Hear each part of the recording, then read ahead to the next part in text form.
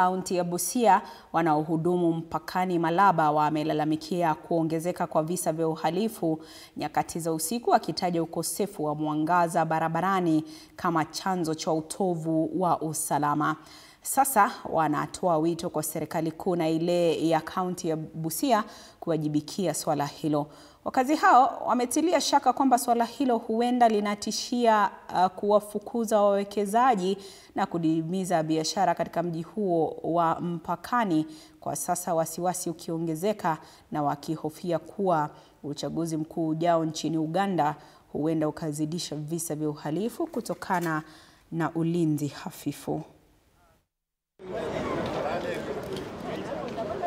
Malaba, hii town ni town kubwa ambayo tuko na wageni tofauti ambayo wanaweza kuwa hapa. Hata tunaweza kuwa na watalii. Lakini hii town haipendezi kamwe.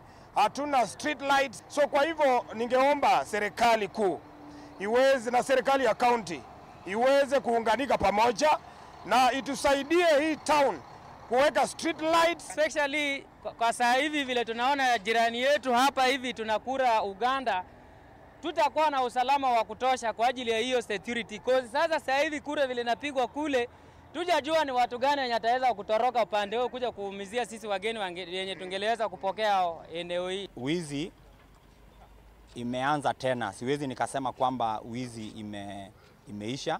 Wizi ilikuwa imepunguka, lakini tunaona imeanza tena. Sasa hivi majuzi wameiba Molo Tavern, wameiba kule walivunja. Wameiba pia Blue Sky. So ninaomba serikali iweze kuchangamka kwa upande ya security aswa usiku.